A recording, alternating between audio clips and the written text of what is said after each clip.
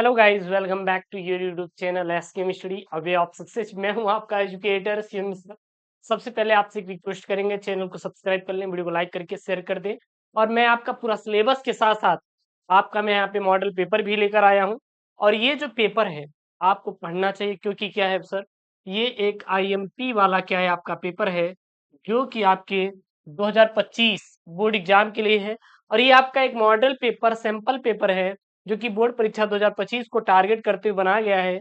Same to same pattern पर आपका ये पेपर आने वाला है, इसलिए आप इसे जरूर से जरूर तैयार कर लेंगे, ठीक है ना।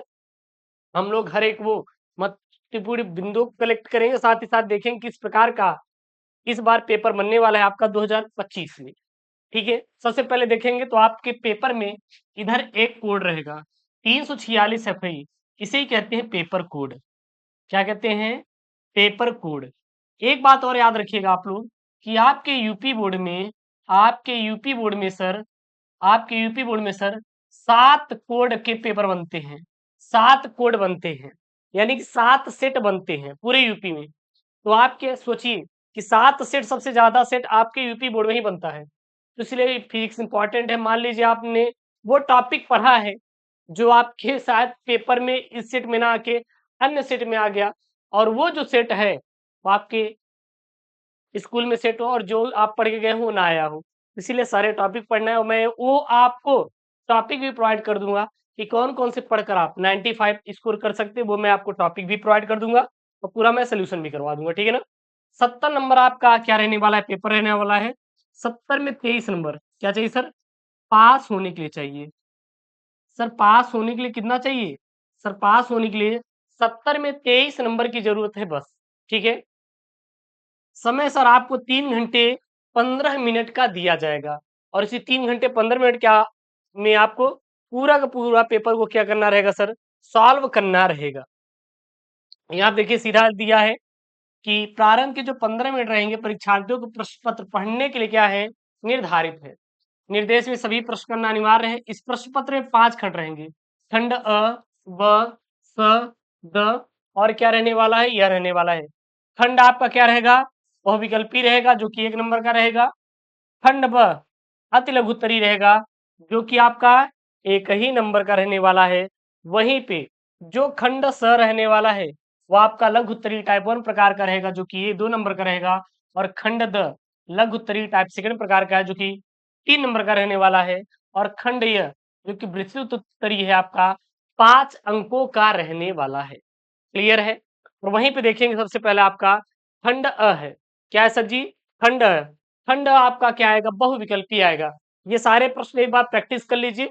आपकी भारी डिमांड हुई तो मैं इसका क्या कर दूंगा, पूरे पेपर का सोल्यूशन भी कर दूंगा। आप बिल्कुल चिंता मत करिएगा। यहाँ पहला प्रश्न का क है, एक 5 सेंटीमीटर त्रिज्या वाले धातु की खोखली गोली सतह को इस प्रकार आवेशित किया जाता है कि इसके तल पर 10 वोल्ट का विभव हो तो केंद्र पर विभव कितना होगा? 10 वोल्ट। जीरो वही होगा जो विभव के 10 सेंटीमीटर की दूरी पर होगा, या फिर वही होगा जो तल से 25 सेंटीमीटर की दूरी पर होगा।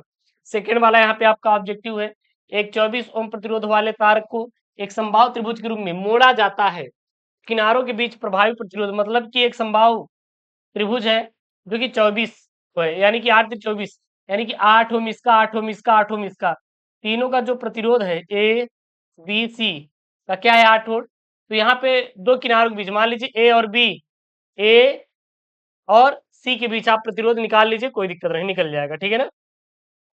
हेनरी प्रति मीटर मात्रक है भैया, विद्युतशीलता का होता है कि स्वप्रेरकत्व का चुंबकीयशीलता किसका होता है।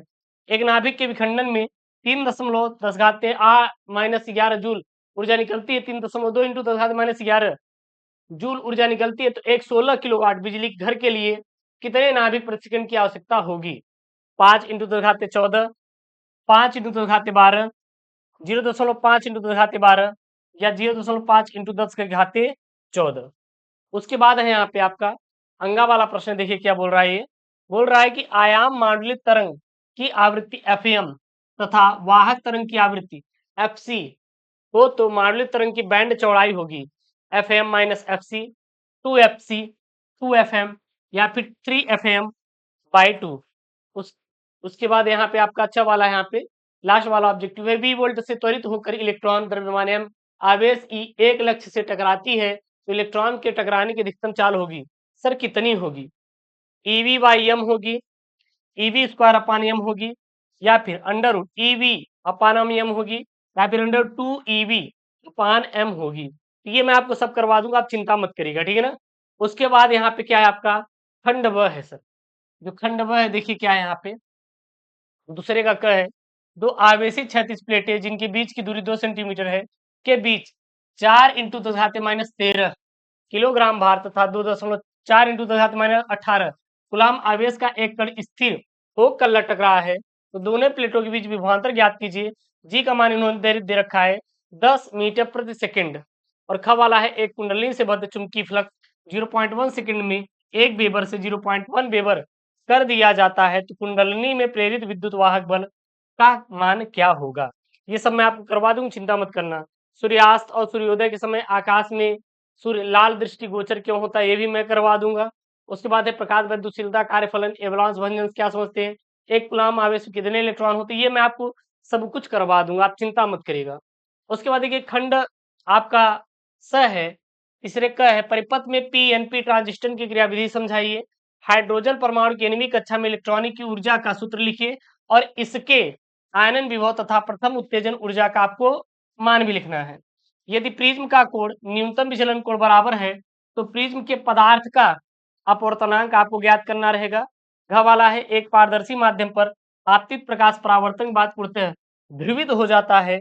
यदि माध्यम का ध्रुवण कोण कितना है 60 अंश है, तो परिवर्तन कोण का मान आपको ज्ञात करना रहेगा तथा माध्यम का आपको अपवर्तनांक भी ज्ञात करना रहेगा। मान लीजिए नहीं आ रहा है तो अथवा करके आप ये पेपर में सॉल्व कर सकते हैं। प्रकाश किरण निर्वासीयन अपवर्तनांक माध्यम में जाती है, यदि आपतन कोण जो है अपवर्तन कोण का 2 गुना हो तो अपवर्तन कोण का मान n के पदों में आपको ज्ञात करना रहेगा। मान लीजिए, ठीक है, तो ये सब आपके जो क्वेश्चन है सारे मैं सॉल्व करवा दूंगा, चिंता मत करना। उसके बाद खंड द आएगा।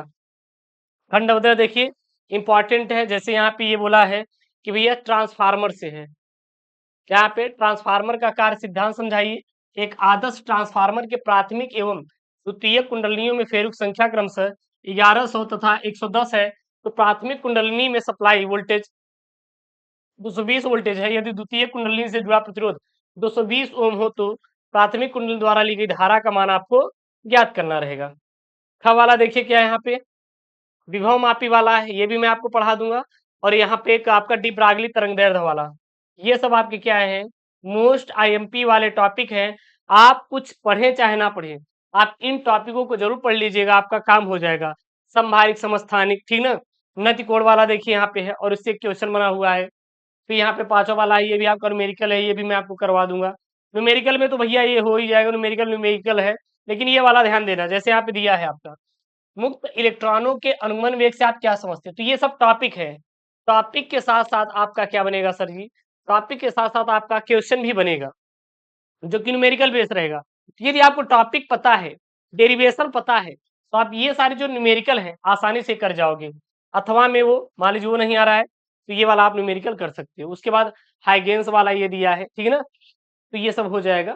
उसके बाद खंडैया में आएंगे तो ये आपके बड़े बड़े प्रश्न हैं जो कि आपको, जैसे यहाँ पे प्रकाश से बना हुआ प्रश्न क्या है आप देख लीजिए। किसी अवतल गोलीय पृष्ठ पर प्रकाश के अपवर्तन के लिए सूत्र कितना है, mu upon v minus 1/4 equal to mu minus 1/r का निगमन कीजिए।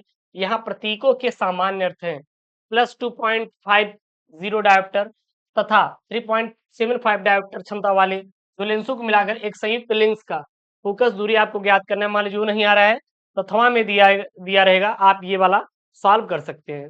फिर पीएन संधि डायोड वाला है, मान लीजिए नहीं आ रहा है तो आप ये वाला कर सकते हैं। फिर ये है परावैद्युत ध्रुवण से आप क्या समझते हैं, ये नहीं आ रहा है तो गॉस का प्रमेय वाला आप कर सकते हैं। ये सब आपके मोस्ट इंपॉर्टेंट वाला टॉपिक है, ठीक है ना। तो आप मान लीजिए न्यूमेरिकल नहीं आ रहा है तो जो आपको याद है इससे रिलेटेड वो छाप के आइएगा, लेकिन छाप के जरूर आइएगा। इस बार यही पूरा पूरा आपके पैटर्न पर जो रहने वाला है आपका रहेगा। एम्पियर का परिपथीय नियम है, ये भी आपका एक मोस्ट इंपॉर्टेंट वाला टॉपिक है, और ये मैं सारा आपको करवा दूंगा, आप चिंता मत करना। ये भी आपका मोस्ट आईएमपी वाला सर क्या है आपका टॉपिक है, ये भी मैं आपको करवा दूंगा। उसके बाद कुछ भौतिक नियतांक हैं, ये नियतांक आपको रटे होने चाहिए, याद होने चाहिए। जैसे आपका सी का मान है यहाँ पे, सी का मतलब प्रकाश की चाल 3 × 10⁸ मीटर पर सेकंड। ए का मान दिया रहेगा 1/4 पाई एप्सिलॉन 0 का मान दिया रहेगा म्यू 0/4 पाई, तो 4 पाई यहाँ पे पाई का मान निकाल सकते हैं, म्यू 0 का मान निकाल सकते हैं।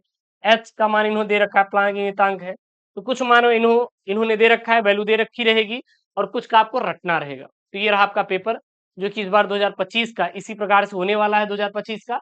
एक बार देख लीजिए।